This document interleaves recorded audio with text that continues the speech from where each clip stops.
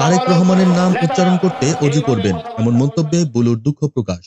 বিএনপির ভারপ্রাপ্ত চেয়ারম্যান তারেক রহমানের নাম উচ্চারণ করতে হলে অজু করতে হবে, এমন মন্তব্যের জন্য দুঃখ প্রকাশ করেছেন দলটির ভাইস চেয়ারম্যান বরকত উল্লাহ বুলু।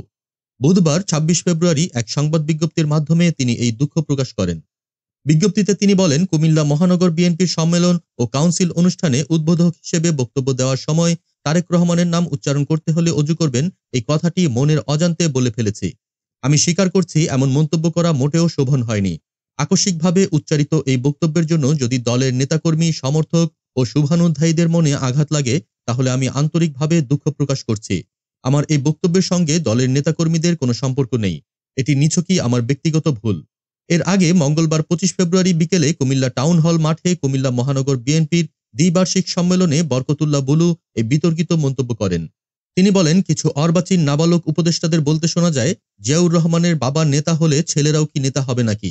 আমি সেসব অর্বাচীন নাবালক বাচ্চাদের বলতে চাই, বাংলাদেশের মহান স্বাধীনতার ঘোষক শহীদ প্রেসিডেন্ট জিয়াউর রহমানের পুত্র তারেক রহমান। তিনি বাংলাদেশের বৃহত্তম রাজনৈতিক দলের চেয়ারপারসনের সন্তান এবং শহীদ জিয়ার উত্তরসূরি। তার নামটি উচ্চারণ করতে হলে অজু করবেন। আপনাদের মতো নাবালক উপদেষ্টারা এ ধরনের কথা বলে দেশকে বিভক্ত করবেন না। তারেক রহমান বাংলাদেশের অবিসংবাদিত নেতা, তিনি বাংলাদেশে ফিরে আসবেন। তিনি আরো বলেন, তারেক রহমান ৩১ দফা দিয়েছেন ২.৫ বছর আগে। যদি কোনো সংস্কারের প্রয়োজন হয়, আপনাদের যদি কোনো উপদেশ থাকে, তাহলে সংযোজন করবেন। তিনি বলেছেন, বিএনপি যদি ২৮০ সিটও পায়, তবুও এককভাবে সরকার গঠন করবে না। যারা আমাদের সঙ্গে আন্দোলন সংগ্রামে ছিল, সবাইকে নিয়ে জাতীয় সরকার গঠন করব। এই বক্তব্যের পর থেকেই সামাজিক যোগাযোগ মাধ্যমে তা নিয়ে আলোচনা সমালোচনা শুরু হয়।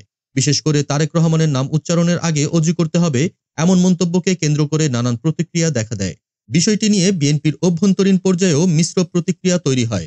অনেকেই মনে করেন, এ ধরনের মন্তব্য দলের ভাবমূর্তির জন্য ইতিবাচক নয়। এসব প্রতিক্রিয়ার পর বুধবার বুলু তার মন্তব্যের জন্য দুঃখ প্রকাশ করেন এবং এটি অনিচ্ছাকৃত বলে ব্যাখ্যা দেন। তবে তার দুঃখ প্রকাশের পরও বিষয়টি নিয়ে রাজনৈতিক মহলে আলোচনা অব্যাহত রয়েছে। দেশজগৎ ডেস্ক নিউজ।